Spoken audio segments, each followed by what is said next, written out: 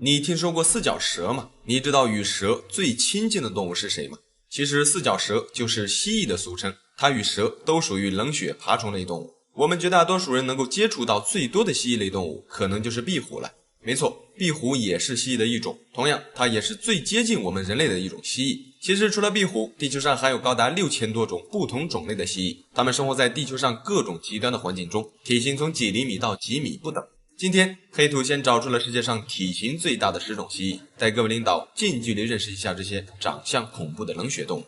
大家好，我是黑土，喜欢这类视频的领导，劳烦您帮忙点个赞支持一下，记得长按点赞3秒，给黑土个霸气鼓励，谢谢。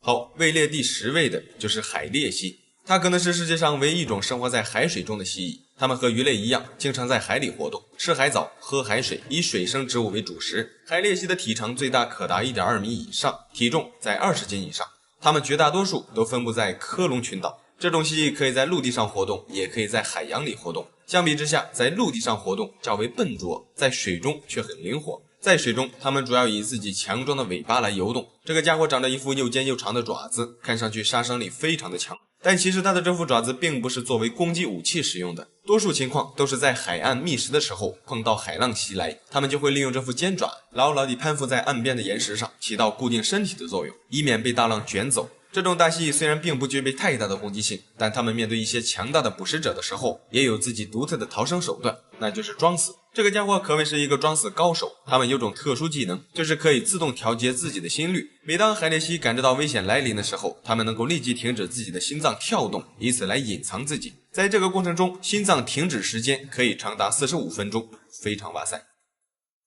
好，第9个，加拉帕戈斯陆鬣蜥。这种蜥蜴的外表看上去有点笨笨的感觉，它们主要分布在加拉帕戈斯群岛，是这里的特有物种。它们的体长可达 1.5 米，体重接近30斤，主要以仙长为食。由于受当地比较干旱的气候影响，它们只能从仙长手中获取身体所需要的水分。这家伙跟骆驼不一样，它们在吃仙长的时候会利用自己的爪子去除仙长上的刺，然后再开始进食。有时候它们也会吃一些昆虫或者腐肉，不过 80% 的食物来源都是仙人掌。还有就是这家伙的栖息环境，由于是变温动物，白天它们会停留在火山岩上晒太阳，到了晚上则回到自己挖的洞穴中睡觉，以维持体温。每天除了吃饭睡觉，它们绝大多数的时间都是在晒太阳。虽然生存环境恶劣，但是它们的寿命仍可以达到60年以上。第8个，蓝岩鬣蜥。这种蜥蜴是西半球最大的蜥蜴种类之一，它的体长全长最长接近2米，体重接近30斤。它们多分布于开曼岛，是大开曼特有的一种极度濒危的蜥蜴，数量非常稀缺。据科学家统计，早在2003年，只有不到15只蓝岩蜥蜴生存在野外。后经过人们对这个物种的保护以及圈养恢复，到2012年底，从之前的10几只增加到上百只。不过即便是这样，它们仍处于濒危物种的红色名录中，非常稀缺。第7个，雷斯巨蜥，它是澳洲体型第2大巨蜥，体长最长可达 2.1 米。这种蜥蜴与上面的不同，它具有攻击性，并且还携带毒性。雷斯巨蜥通常都活动在澳大利亚的东部地区，经常出没在开阔的森林里，一年之中主要活动时间都在9到5月份。等到气温下降，它们就会躲在树洞里或者较大的岩石下面。雷斯巨蜥属于一种食腐肉的巨蜥，它们主要以一些动物的尸体或者小型动物尸体为食。经过人们研究发现，被这种蜥蜴咬一口会导致中毒，不过毒性通常不会太大，一般被它咬到后，伤口会在几分钟内引起肿胀，局部会血液凝固中断，以及肘部疼痛。这种疼痛一般会持续数小时，如果及时治疗，通常不会有致命的危险。就是这种看上去可怕的巨蜥，却是澳大利亚土著人民最喜爱的传统食物，因为这种蜥蜴的脂肪特别受重视，在当地被当作药物和用于各种仪式使用。它们的天敌除了当地土著人，还有澳洲的野狗和大型猛禽。好，第6个，黑喉巨蜥。这是一种原产于坦桑尼亚的大型巨蜥，黑喉巨蜥的体长总长度可达 2.1 米，体重可达50斤。它是岩石巨蜥4个亚种中体型最大的一个。这种蜥蜴比较凶猛，在野外它们几乎会吃掉任何它们能够吃掉的东西，其中包括大型的鼠类、蛇类以及一些淡水的软体动物。第5个，眼斑巨蜥，这个就比较凶猛了。眼斑巨蜥是澳洲沙漠中的顶级掠食者，它是澳大利亚体型最大的巨蜥，也是地球上现存最大的蜥蜴之一。眼斑巨蜥的体长可达 2.5 米，体重可达50斤以上。它们主要分布在澳洲的一些干燥的稀树大草原中。这种蜥蜴属于完全肉食性动物，无论是蛇、鸟或者一些小型哺乳动物，甚至是自己的同类，它们都会猎食。一些成年的眼斑巨蜥有时候甚至可以猎杀一只袋鼠，非常凶猛。除了凶猛，它也是所有爬行动物中跑得最快的动物之一。各位领导可能很难相信，这样一只体型巨大的爬行动物，最快移动速度竟然可以达到每小时80公里，堪称爬虫动物界中的闪电侠。它们不但移动速度快，而且耐力惊人，即便是长时间的长距离奔跑，在所有爬行动物中，它们的速度也名列前茅。在大多数的蜥蜴种类中，胆小者居多，但是眼斑巨蜥是个例外。这个家伙如果感知到自己受到威胁时，它们不会选择逃跑，而是会坚守阵地，利用它的爪子以及牙齿和鞭状的尾巴来保护自己。有时候它们会张开嘴巴，主动向对方发起攻击。一旦被它咬到，就会被它们口中的毒素所感染。这种毒素一般不会致命，但是会使我们的伤口处急速肿胀，不能凝血，血流不止。如果被咬到血管上，血液就会止不住的向外流。因为这种巨蜥口中的毒素会导致伤口不能结痂，非常危险。还有就是眼斑巨蜥是毒蛇的克星，它们几乎对大多数的毒蛇都免疫。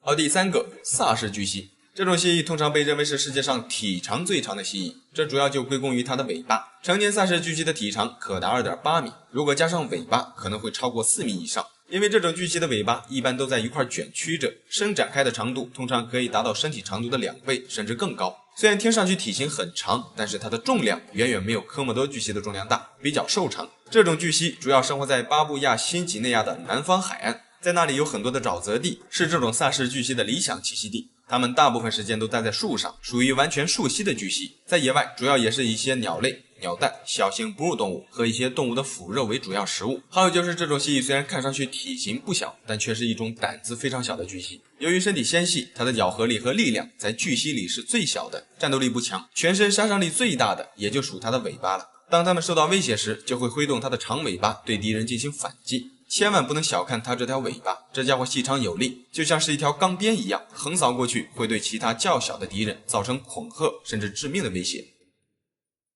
好，第二个，圆鼻巨蜥，这是一种原产于南亚和东南亚的大型巨蜥，它也是亚洲地区最常见的巨蜥之一。圆鼻巨蜥是世界上第2大巨蜥，最大标本记录达到了3米以上，体重更是超过了100斤。最过分的就是它们的寿命可达150年。它们分布于印度、孟加拉国、斯里兰卡、缅甸和泰国，还有我们国家的广西和海南也是它们的出没范围。这种巨蜥体型巨大，生性好斗，非常凶猛。每当遇到危险时，它们会利用强劲有力的尾巴当作武器来抽打对方。如果打不过，它们也会有很多方式自救，例如迅速爬到树上，或用爪子抓树，发出声音来震慑对方，或者跟蛇一样吐出长长的舌头，发出嘶嘶的声音恐吓敌人。当敌人被震慑住之后，圆鼻巨蜥就会找出机会，迅速抽动自己杀伤力极大的尾巴击打对方。这一击很有可能会使敌人丧命。这种巨蜥与科莫多巨蜥一样，嗅觉非常发达，它们可以闻到远处的动物尸体气味，然后随着味道找到尸体，将腐肉吃掉。它们与大多数的蜥蜴一样，能够吃掉任何自己能够吞下的东西。有时候也会捕杀猴子，甚至是自己的同类，非常残忍。在整个东南亚地区，圆鼻巨蜥几乎没有天敌。目前发现只有咸水鳄鱼，也就是湾鳄，对它们构成威胁。对了，还有就是在早些年，这种蜥蜴是被人类捕杀贩卖最多的一种，它们的皮被用于制作鞋子、皮带等等一些饰品，销往全球。每年有高达上百万只圆鼻巨蜥被杀死贩卖。直至今日，由于人类肆无忌惮的捕杀，圆鼻巨蜥最终也被列为极危物种的红色名录中，数量濒危。不过在斯里兰卡，这种巨蜥很久之前就受到当地人的保护，原因就是因为它们吃毒蛇。好，第一个，科莫多巨蜥。科莫多巨蜥相信各位领导就比较了解了，它就是我们俗称的科莫多龙，它是现存所有巨蜥中体型最大的成员。科莫多巨蜥的最大体长可达3米以上，体重超过了140斤。在野外，它们是顶级掠食者，主要活动在印度尼西亚的科莫多岛。这种蜥蜴非常凶猛，攻击性较强，它们主要以野猪、鹿、猴子跟蛇为食。有时候也会捕食自己的同类，相当残忍。当然，它们的袭击对象也包括我们人类。如果在野外被科莫多龙咬上一口，短时间内没有得到有效的治疗，丧命的几率会很大。因为这个大家伙是一种携带毒素的大蜥蜴，被它咬到会导致我们的伤口处停止凝血，也就是伤口不结痂，血液会止不住的向外流。即便我们成功逃脱，只要距离科莫多巨蜥不超过5公里，它们很有可能会顺着气味再次找到我们。也就是被科莫多巨蜥咬一口，只要距离它们在5公里范围内，几乎很难逃出它的魔掌。在野外，科莫多巨蜥通过灵敏的嗅觉加上可怕的毒液，可以猎杀很多比它体型大的动物，像一些大型的野猪、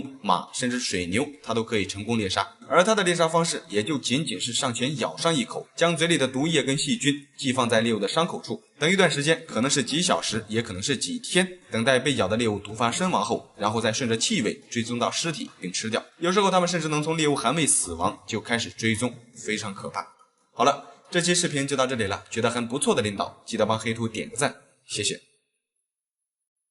6500万年前，一场毁灭性的灾难席卷地球。那时的地球生态遭到了破坏，大量的火山在无休止地向外喷发，所产生的二氧化碳跟有毒气体弥漫在空气中，大量动物被毒死。就在此刻，一个直径达10公里的行星碎片撞上了地球，与地球撞击所产生的灰尘进入大气层，灰尘遮云蔽日，长达1年的时间消散不掉。常年天昏地暗，地球环境犹如炼狱一般，地面植物被大气层中的灰尘遮挡住了阳光，进行不了光合作用，导致植物无法生长。大量食草动物因为没有食物频频饿死，同样食肉动物也受到了牵连。短时间内，整个地球上75%的物种灭绝。曾经地球上的霸主恐龙也随着这一次灾难永远的消失在地球上。这就是地球上的第5次白垩纪大灭绝事件。在恐龙灭绝之前，地球早已经历了4次大规模的物种大灭绝，并且每一次物种灭绝都会进化出更高等的生物。其实我们现在可能正处于第6次物种大灭绝之中。大家好，我是黑土。喜欢这类视频的领导，劳烦您帮忙点个赞，记得长按点赞3秒，给黑土个霸气鼓励，谢谢。据科学家推测，曾经在地球上生存过的物种已经灭绝了超过 98%。造成大规模灭绝的原因有很多，可能是陨石撞击地球，或者火山爆发、气候变化等等多种因素，但目前还没有完全的定论。科学家们根据发现的动植物化石考证发现，地球在诞生的46亿年之间，曾经发生过5次生物集体大灭绝的事件，并且每一次都犹如世界末日一般，地球上的绝大多数物种会被消灭。灾难过后，地球生态会慢慢的恢复，然后重新孵化出一批跟之前截然不同的新物种，并且每一次灾难来临之前都会提前出现征兆。地球就好像是有规律的在进行轮回。第一次大灭绝，奥陶纪大灭绝。奥陶纪处于远古生物时代的第2个纪，大约距今 4.8 亿年前左右，延续了大概4000多万年。那时的地球气候适合，浅海广阔，世界上的很多地区都被海水覆盖。那时的大陆板块位置跟现在不同，当时我们国家的北方地区还属于干热气候，而撒哈拉沙漠却被厚厚的冰层覆盖，属于寒冷地区。其他的许多地区则被浅海海水覆盖，海洋生物极为旺盛，比较出名的就是三叶虫、大型的鹦鹉螺，总之就是生物种类特别的多，并且在这个时代的海洋生物或许就是现代动物最早的祖先。就在奥陶纪历经4000多万年之后，地球迎来了第一次大洗牌。根据2005年由美国国家航空航天局及堪萨斯大学的科学家做出共同研究结果指出，这次灾难的开端可能是距离地球6000光年以外的地方，一颗中子星与黑洞相撞，产生的伽马射线穿过大气层击中了地球，摧毁了地球1半左右的臭氧层，导致地面跟海洋里大量的生物死亡，从而破坏了地球食物链。伽马射线带来的辐射杀死了大量的珊瑚跟海生植物。灾难发生1年后，幸存下来的大量动物遭受饥荒，开始啃食同类。数十年后，被击碎的气体分子重新组合，在大气中形成一种二氧化氮的有毒气体。这种气体遮挡住了阳光，导致地球气温急速下降。很多动物适应不了这种低温环境，开始大量死亡，加速了食物链的崩溃。500年后，由于缺少阳光照射，地球温度在慢慢的下降，导致大量海水结冰，大片的冰川使洋流和大气环流变冷。海洋动物的栖息地也在渐渐的减少，长达数十万年的冰川时代来临。致命的伽马射线引发严重的饥荒，产生有毒气体遮天蔽日，导致冰河期的来临。一系列的连锁反应致使地球上 85% 的物种灭绝，这就是地球上的第一次物种大灭绝，也称奥陶纪滞留纪灭绝事件。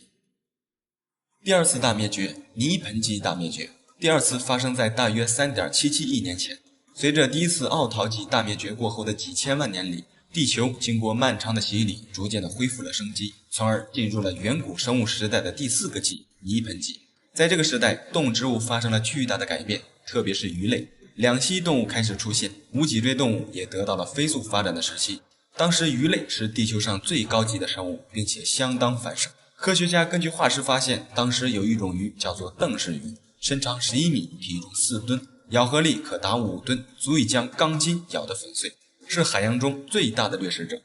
导致这次灾难的是岩浆，约在3.77亿年的一天，地球开始剧烈晃动，大量的岩浆不知道什么原因从海底喷出，海水开始沸腾，烫死了成千上万的生物。大片海水遭到污染，岩浆与海水产生化学反应，形成了有毒物质，导致大量动物死亡。5000年后，海水中的有毒物质扩散到了大气中，导致全球的气温升高。75万年后，天空中的水蒸气与二氧化硫发生化学反应，天空中开始下起了酸雨，长达数万年连续不断的酸雨致使植物的数量减少。130万年后，陆地的火山也随着喷发，超过20万立方千米的岩浆从地底喷出，散发出大量的有毒气体，将地球包裹住，挡住了太阳光的照射，温度也随着下降，地球到处都是一片漆黑。150万年后，地球迎来了第一场降雪，大雪持续了数年，灾难发生200万年后，寒冷的天气过去了，岩浆也不再喷发，但是生存在地球上的生命几乎全部消失。这次灭绝事件对比其他的4次，是持续时间最长的一次。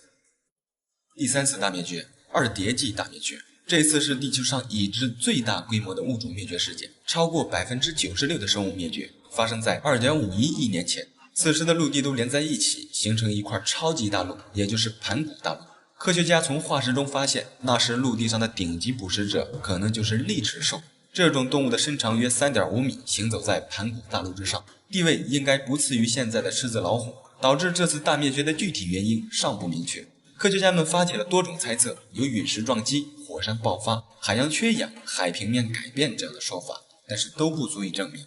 但是科学家通过研究地下化石岩层发现，能确定的就是在2.5亿年前确实发生了空前绝后的大灾难，导致地球上的生物灭绝了96%。这次灾难过后，地球跟前2次一样，都是逐渐的复苏，然后再慢慢的恢复生机，包括第4次、第5次，像是有规律一样的在刷新着地球上的生物。第4次三叠纪大灭绝过后，就有了恐龙，第5次就是恐龙大灭绝，恐龙灭绝后就有了后来的人类。每一次灭绝都会进化出更高等的生物来统治着地球。从以上的几次灭绝事件可以看出，无论一个物种在地球上的地位如何，当灾难来临都在劫难逃。据科学家观察，这种大规模的集体灭绝有一定的周期性，大约每过6200万年就会发生一次。地球好像在经历轮回一样，有规律的在进行格式化。其实自从人类出现以后，第6次生物大灭绝的迹象就已经悄然开始。在如今这个繁忙的世界，我们可能都忽略到了这种现象的严重性。近几年，随着全球气候变暖，我们发现有很多的动植物已经处在濒临灭绝的状态。特别是工业革命开始之后，人类只顾对大自然进行肆意的开采和索取，却不去关心其他动植物的死活。科学家估计，如果没有人类的干扰，在过去的2亿年里，平均每100年就有90种脊椎动物灭绝，平均每27年就会有一个高等植物灭绝。现在由于人类在急速的发展工业，大自然受到了人类的干扰，致使很多鸟类和哺乳类动物灭绝的速度提高了100到1000倍。人类有记录的高等动物和植物已经灭绝了724种，大多数的物种我们都甚至没能见过它们的样貌，人类也是通过化石才知道它们曾经在这个地球上生存过。据一些科学家估计，在20世纪就已经有200万个物种已经灭绝。从1500年开始，地球上已经超过300多种动物灭绝，大象、长颈鹿等大型动物现在也在慢慢的减少。近几年，像蝴蝶、甲壳虫以及蜘蛛等无脊椎动物的数量也已经减少了45%，并且这种速度是极快的。我们能亲身体会到的，就好比小时候的萤火虫、蜻蜓，现在我们几乎很少看见它们的身影。造成这种生物灭绝的主要原因跟人类有很大的关系。主要就是环境污染跟世界人口的爆炸，还有过度利用地球资源所导致的。全世界都在提倡保护动物，近些年来有更多的动物被列到各个国家的保护名单，然而并没有起到任何实质性的效果，该灭绝的照样在一个个的减少。例如欧洲的原牛、野马、塔斯曼尼亚的袋狼、非洲东部的斑驴、大海牛、福克兰狼、毛里求斯的渡渡鸟、北大西洋岛屿的大海雀、北美洲的旅鸽、新西兰的恐鸟等等，这些大型动物都是在近代才灭绝的。这些虽然我们都没见到过，但是可以明显感觉到的就是，我们小时候的土豹子、野狼，现在讲起来好像都只是传说，从未有人见过。包括以前每年冬天一下雪，家里的大人们会顺着雪地上的脚印去抓野兔。不过短短几十年的时间，这些野生动物好像都在远离我们人类，让我们再也找不到它们的身影。美国科学促进会的前任主席彼得·雷文曾指出，人类所引发的动物灭绝远超于历史上自然灾害造成的几百倍。如果人类照目前这种状态继续发展下去，21世纪末，地球将会失去大部分的物种。联合国意指，自6500万年前的恐龙灭绝以后，世界或将正面临一个更坏的时期，因为每个物种的灭绝都会牵连到其他的物种。就好比如果蜜蜂灭绝，将会引发多米诺效应，因为类似于苹果的各种农作物都依赖蜜蜂为其授粉，任何一个物种的消失都会引发一系列的连锁反应。如果人类就这样肆无忌惮地对地球进行无休止的开采索取，相信终有一天，成千上万种生物灭绝所产生的连锁反应，最终都会返还到我们人类的身上。那一天如果真的来临，后悔真的没有什么用。所以希望看完黑土这期视频的领导一定要爱护环境，携手一起保护我们的地球。好了，这期视频就到这里了，记得帮黑土点个赞，谢谢。你知道吗？在浩瀚的宇宙中，很有可能有着同地球一样的星球存在，上面可能也会有水、有大气，甚至也可能会有生命。从2009年开普勒太空望远镜发射升空至今，它已经观测了大量的行星，其中有不少行星与地球有着相似之处。我们把这些星球称之为类地行星，也就是类似于地球的行星。这些星球上究竟有什么？人类在未来究竟有没有可能实现星际移民？今天黑土找出了目前人类已经发现的最像地球的10个行星，带各位领导一起飞向太空，认识一下这些超级地球。大家好，我是黑土，喜欢这类视频的领导，劳烦您帮忙点个赞支持一下，记得长按点赞3秒，给黑土个霸气鼓励，谢谢。好，第10个，开普勒 438b， 它于2015年1月6日被人类发现，它的体积与我们的地球差不多，直径比地球长 12%， 它位于天琴座，距离地球大约470光年。据观测发现，在这座星球上，地表有 70% 的可能为岩石组成，而且很有可能存在液态水。开普勒 438b 围绕着一颗名为开普勒438的红矮星运行，这颗红矮星就类似于我们的太阳，为开普勒 438b 的地表带来阳光。但是这颗红矮星的表面温度并没有我们的太阳温度高，它总体的质量都要比太阳的质量低将近1半。也就是说，这颗星球上的温度跟亮度可能要比地球低很多。开普勒 438b 每35天05个小时绕它的母星转一圈，我们的地球是每365天绕太阳转一圈。也就是说，开普勒 438b 的一年就是35天05个小时。对了，还有就是科学家在后来的研究发现，其所在的恒星，也就是这里的太阳，与我们的太阳大不相同。开普勒 438b 的太阳每隔几百天就会爆发一次超级耀斑，这种耀斑辐射很强，杀伤力极大，威力能够使地球上的生命灭绝，因此应该不存在有生命存在的可能。好，第9个，比邻星 B。 它的名字之所以被称之为比邻星 B， 是因为它的恒星比邻星是距离太阳系最近的一颗行星，是我们的邻居。注意，比邻星与比邻星 B 的关系就好比我们的太阳与地球的关系，它距离我们的地球约 4.2 光年，对比上面距离我们470光年的开普勒 438b 来说，比邻星 B 距离我们已经相当近了。这颗行星同样可能拥有液态水与岩石地表，而且也处于宜居带。比邻星 B 与它的太阳距离仅有700多万公里。生活在这颗星球上，我们会看到一个很大的太阳，并且在这个大太阳的旁边还会有2个看上去较小的太阳，也就是说在这里天空会有3个太阳。不过完全不用担心我们会被太阳烤熟，因为在这里没有昼夜交替，同样也没有季节变换，一面永远是炎热，另一面永远是冰冷的夜晚，而我们则可以生活在冰火之间的宜居地带，前提是这里的大气层要足够浓厚。对了，还有就是比邻星 B 每 11.2 天绕它的太阳转一圈，如果按照地球的纪年方式，这里11天就是1年。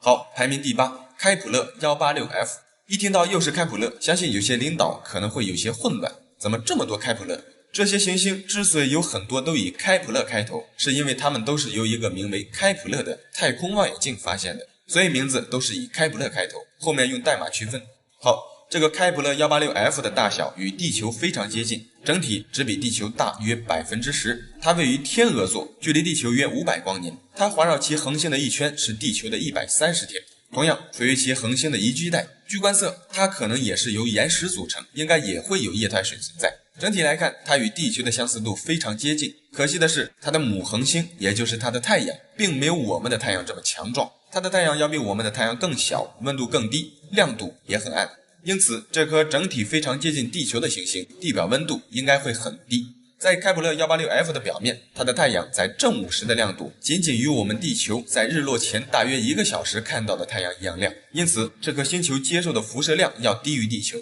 虽然温度低，但是从整体来看，不排除出现生命的可能性。对了，还有一点，就是由于它与其恒星的距离比地球与太阳的距离更近，因此它的自转速度可能比地球慢得多，它的一天可能是几个星期，甚至是几个月。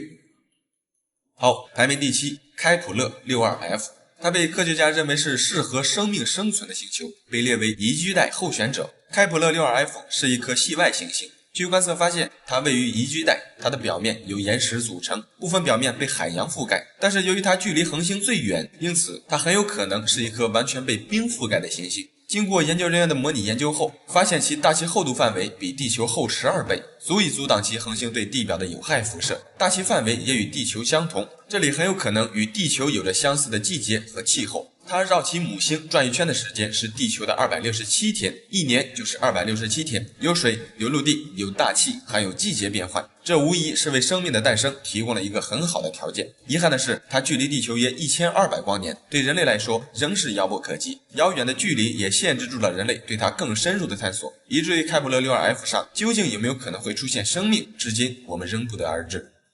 好，排名第6，格利泽 667cc。听它的名字就知道它不是由开普勒太空望远镜发现的。没错，它是2011年由欧洲的一台名为 HARPS 的高精度天文望远镜观测到的。这颗行星与地球的相似度高达 85%， 它距离我们22光年，位于天蝎座。这里的一年只有4个星期，上面的温度适宜，对地球生物来说不太冷也不太热，而且满足液态水的存在。这颗星球同上面的比邻星 B 一样，一面永远是白天，另一面永远是黑夜。还有就是，如果身处这颗星球上，我们的体重会增加。如果在地球上你的体重是150斤，那么在这里就会变成240斤，整整比地球重了 1.6 倍。这上面究竟有没有演化出生命，人类到底能不能承受得了那里的环境，谁也不知道。所有的数据都是推测出来的，我们能够亲眼看到的只有它的外表。